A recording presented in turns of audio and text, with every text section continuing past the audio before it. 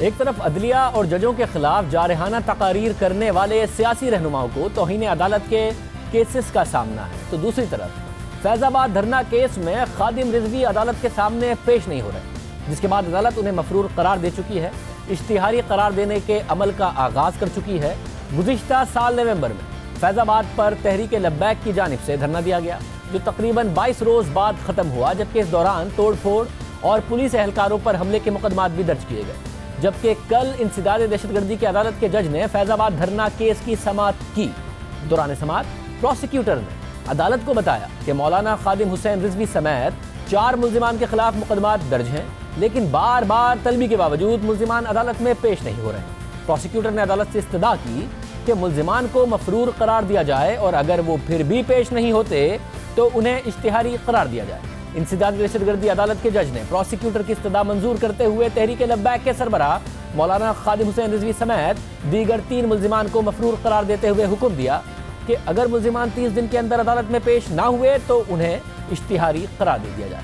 عدالت نے خادم رضوی کو تو مفرور قرار دے دیا ہے، اور پیش نہ ہونے کی صورت میں اشتہاری قرار دینے کی بات بھی ہو گئی ہے، لیکن اس پوری صورتحال میں 2 سوالات اٹھ رہے ہیں۔ پہلا یہ کہ انسداد دہشت گردی عدالت نے ایک ایسے ملزم کو مفرور قرار دیا جو روپوش نہیں ہے، بلکہ ملک کے اندر ہی موجود ہے، ابھی بھی تقاریر کرتے ہیں، جلسوں میں شرکت کرتے ہیں، تو حکومت انہیں گرفتار کیوں نہیں کر پاتی؟ دوسرا سوال یہ اٹھ رہا ہے کہ جس شخص نے چیف جسٹس سے متعلق اپنی تقاریر میں انتہائی نازیبا الفاظ استعمال کیے، اسے توہین عدالت کا نوٹس کیوں نہیں بھیجا جا رہا؟ اور یہ سوال کہیں اور سے نہیں بلکہ نون لیگ کی طرف سے اٹھایا جا رہا ہے۔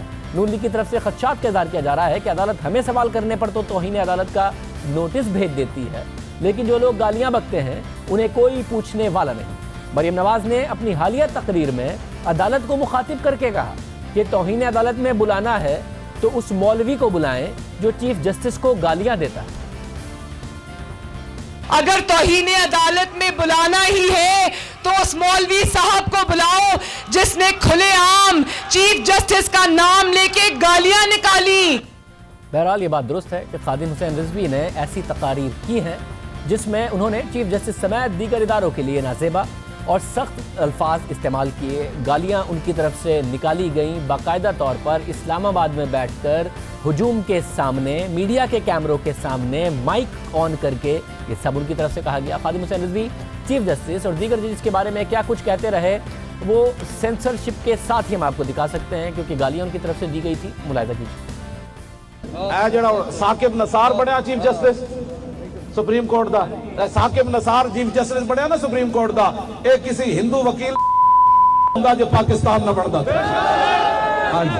آج تم حضور کی عزت کے قانون کو کالا کہتا رہا، اور تو کنے جج بنایا، کہنا بھی توہین، ہلکا کہنا بھی توہین، بدتر نسلوں، اور تمہیں یہ توہین رسالت نہیں نظر آئی؟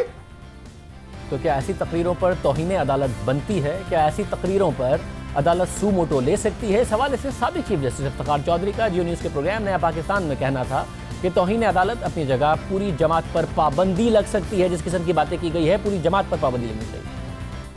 براہ راست گالی ہے تو وہ تو پھر بہت اونچی بات ہوئی، جو براہ راست گالی دی جاتی ہے، جس کو تو آپ خود اسیس کر سکتے ہیں۔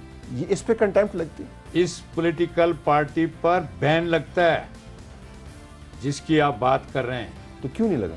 کمیٹی تو ان کی اپنی ہے، آرٹیکل 17 آپ دیکھ لیں، یہ کوئی سپریم کورٹ نے بین نہیں لگانا ہے۔ نہیں بین نہیں، یہ کنٹیمپٹ لگتی ہے کہ نہیں؟ کیسے جب آپ ججز کو ابیوسو لینگویج دیتے ہیں تو ان کا تو کسی صورت میں لحاظ نہیں ہونا چاہیے، موٹو بھی ہو سکتی ہے۔ آج خود نوٹس لینا چاہیے، کورٹ خود بھی نوٹس بھی لے سکتی ہے۔ کافی توہین عدالت کا معاملہ اپنی جگہ، لیکن اہم بات یہ ہے کہ فیض آباد دھرنے سے اسلام آباد کے شہریوں کی زندگی مفلوج ہو کر رہ گئی تھی۔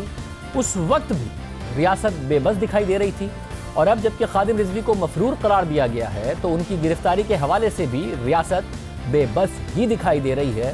ساتھ میں ان کی جو تقاریر ہیں اس پر سوال بھی اٹھ رہا ہے کہ جو گالیاں نکالی گئی تھیں اس پر نوٹس کیوں نہیں ہوا، نہ حکومت نے کوئی پابندی لگائی جیسا کہ افتخار چودھری صاحب کی طرف سے کہا گیا، نہ ہی عدالت نے کوئی نوٹس لیا۔